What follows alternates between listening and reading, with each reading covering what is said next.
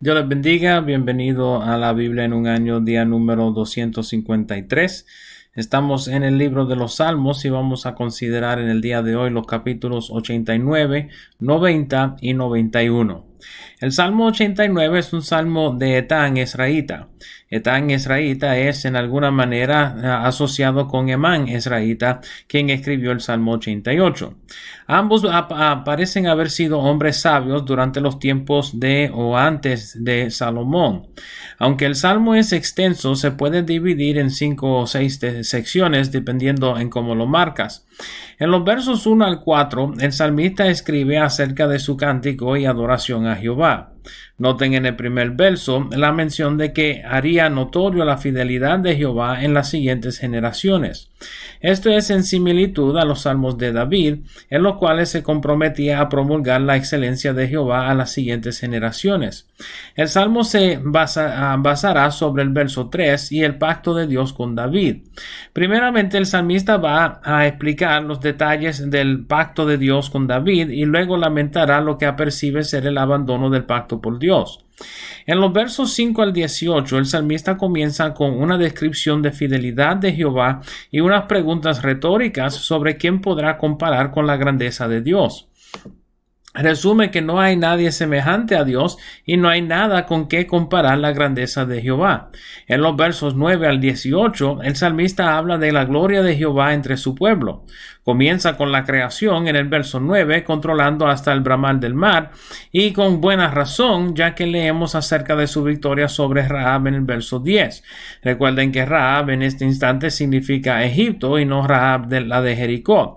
Por sus maravillas entre su pueblo, tanto en el norte como el sur, el este como el oeste, le adoran con júbilo. Las referencias a Tabor y Hermón son indicativos del este y el oeste. Tabor en el este es pensado haber sido el monte de la transfiguración y al pie de Hermón se encontraba Naín, en donde Jesús levantó de la muerte al hijo de una viuda. El verso 15 es una referencia a la celebración de las fiestas solemnes en Jerusalén. Los versos 17 y 18 describen la mano de Dios en la defensa y exaltación de Israel. En los versos 19 al 37, el salmista describe el pacto de Dios con David. Sabemos de nuestra lectura en Samuel que el pacto de Dios con David vino como producto del deseo de David de construirle una casa a Dios, lo cual el profeta Natán inicialmente confirmó con David antes de que Dios lo enviara de regreso a David a explicarle los motivos por los cuales no podía construir la casa. La historia se encuentra en 2 de Samuel capítulo 7, en donde leemos acerca del pacto de Dios con David, en el cual promete establecer a David y su trono perpetuamente.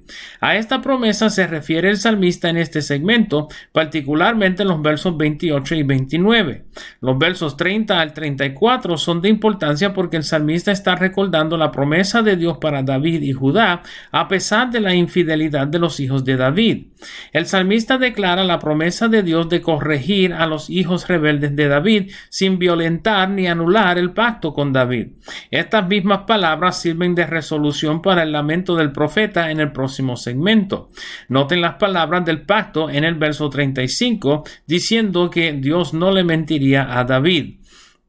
En los versos 38 al 45, el salmista parece acusar a Dios de abandonar su pacto con David.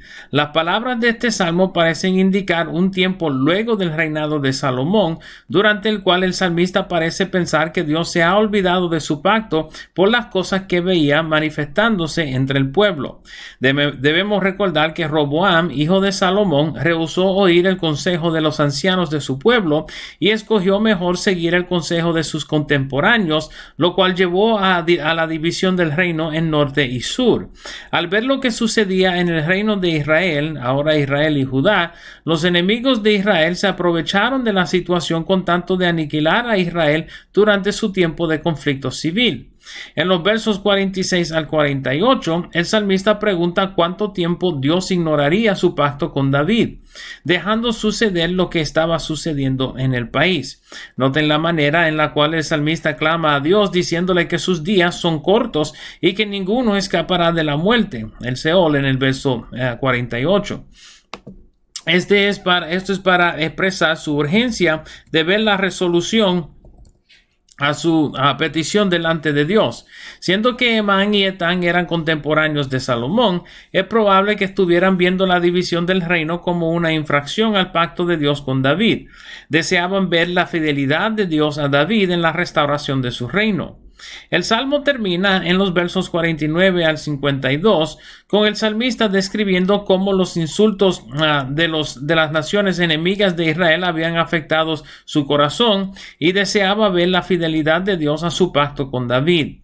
Esto porque el pensamiento común era que Salomón fuera el cumplimiento del pacto de Dios con David, aunque sabemos que el linaje de Salomón pereció sin cumplir fielmente la promesa. Sin embargo, Jesús, quien es descendiente de David por su hijo Natán, es el cumplimiento fiel del pacto de Dios con David. A pesar de su inseguridad en cuanto a su entendimiento de lo que sucedía, el salmista termina su lamento con su confianza en Dios y su proclamación de la bendición perpetua de Jehová. Este salmo trae final al tercer libro de los Salmos. El Salmo 90 entonces trae apertura al cuarto himnario contenido en el libro de los Salmos y es una oración de Moisés. El primer verso utiliza un juego de palabras para describir a Dios como el refugio o morada de su pueblo. La palabra es la misma que en ocasiones hace referencia al tabernáculo. Noten también cómo Moisés, a quien le es atribuido la escritura del Génesis, menciona la existencia de Dios desde antes de la formación de la tierra en el segundo verso. En los versos 3 y 4, Moisés menciona la brevedad de la vida humana delante de Dios, un tema cual seguirá hasta el verso 11. Aunque el hombre vuelve al polvo, Dios es eterno y para él 1000 años pasan como si fueran un solo día. Los versos 5 al 11 siguen el tema de la brevedad de la vida del hombre, trayendo a luz las iniquidades aún secretas del pueblo de Dios, los cuales han provocado a Dios a ira contra su pueblo. Debemos recordar que Moisés dirigió un pueblo terco y duro de cerviz, el cual fue condenado a morir en el desierto por su rebeldía en cuanto a la ley de Dios y sus mandamientos en el desierto. Sus palabras en estos versos parecen implicar la condena de la generación del desierto, siendo producto de la ira de Dios contra ellos por su rebelión. Este mismo concepto es explicado en el Salmo 95:11 y luego en Hebreos capítulo 3 y verso 11. Noten el número de los días del hombre siendo 70 o 80 y llenos de molestia y trabajo. Esta observación es interesante en este salmo por cuanto Moisés mismo parece haber sido de cerca de 80 años cuando comenzaron su jornada por el desierto. En los versos 12 al 17, Moisés intercede por el pueblo pidiendo el regreso del favor de Dios. Noten el verso 12, cual pide la sabiduría del pueblo en conocer su brevedad de días y acercarse a Dios mientras pueda ser hallado. Noten en el verso 14 la mención de la satisfacción de Dios viniendo de mañana, en línea con el pensamiento que las misericordias de Dios son nuevas cada mañana. Particular entre las peticiones de este segmento es el verso 15, en el cual Moisés pide que alegrara a su pueblo por el mismo espacio de tiempo en el cual habían sido afligidos. Interesantemente, el reino nacional de Israel, desde el tiempo en cual comenzó a reinar Saúl sobre Israel hasta la caída de Judá a manos de Babilonia, es cercano a los 430 años de esclavitud de Israel en Egipto. Este clamor de Moisés parece cumplirse en este respecto, pero debemos notar que el propósito de Dios era la bendición total de su pueblo. Sin embargo, para Moisés deseaba ver algún alivio de su padecimiento, cual fuera justo para su pueblo. La oración del verso 17 va en línea con el llamamiento de Abraham por Jehová, en el cual Dios promete levantar una nación de su descendencia para que sea una luz entre las naciones. En el cierre de su salmo, Moisés reconoce que tal luz no es innata en el pueblo, sino que proviene exclusivamente de Dios. El Salmo 91, como el Salmo 23, es uno de los salmos más reconocidos de la Biblia. Para nuestros propósitos, vamos a observar 6 segmentos del Salmo. Primeramente, los versos 1 y 2, en los cuales el salmista usa un juego de palabras similar al de Moisés en el previo Salmo. La referencia a la habitación en la sombra del Omnipotente parece implicar igualmente el templo como la misma presencia de Dios. Esto es lo que hace este salmo tan clásico, porque la primera audiencia probablemente hubiese reconocido esto como una referencia al templo, pero la audiencia moderna igualmente reconoce la omnipresencia de Dios y la habitación en su sombra como el sometimiento a sus estatutos y santidad. En los versos 3 al 6, el salmista describe el refugio que es Dios para sus seguidores y quienes eligen habitar en su presencia. En estos versos, el salmista lo describe como un ave cual cuida de sus polluelos.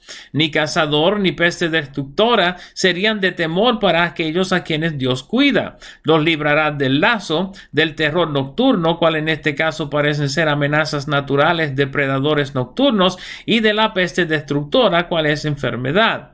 En los versos 7 y 8 parece implicar la seguridad en batalla. Aunque 1000 cayeran a su lado y 10,000 a su diestra, no se acercarían a ellos, y con sus ojos verían la recompensa de los impíos. Deben notar que estos versos no describen ninguna lucha, sino que insinúan que la victoria vendría por esfuerzo de Dios a favor de su pueblo. Noten en los versos 9 y 10 el motivo por tales bendiciones. Por el pueblo haber escogido a Dios como su morada o su refugio, ningún mal le sobrevendría. Noten la referencia a su morada en el verso 10. Es importante que entendamos estas palabras. Ningún mal tocaría su morada, porque su morada literalmente es Dios mismo. En los versos 11 al 13, el salmista describe el cargo de los ángeles sobre aquellos quienes habitan en la morada del Omnipotente. Estos versos divulgan un ministerio importante de los ángeles a favor del pueblo de Dios.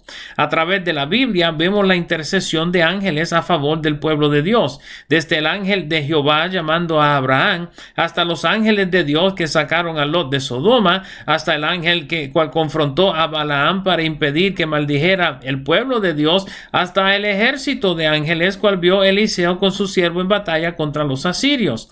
Este verso nos divulga el ministerio de los ángeles para el pueblo de Dios, y el libro de Hebreos confirma que los ángeles de Dios son espíritus ministradores enviados para servir a los que heredan la salvación. Pueden ver Hebreos capítulo 1 verso 14.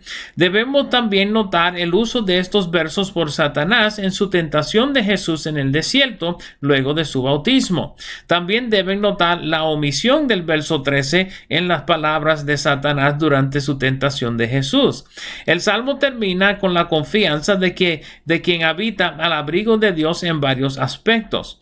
Primeramente, de la respuesta de Dios a su clamor. Segundo, de la presencia de Dios en tiempos de angustia. Tercero, de liberación y exaltación. Cuarto, de salud y larga vida. Finalmente, de salvación, aunque debemos notar que la salvación en este salmo tuvo un significado distinto a lo que significa para los creyentes hoy día, pero esto es también lo que hace este salmo trascendental por las edades. Estos han sido los salmos 89, 90 y 91. Espero el video les sea de provecho y nos veremos por esta parte otra vez mañana. Dios me los bendiga, Dios le guarde.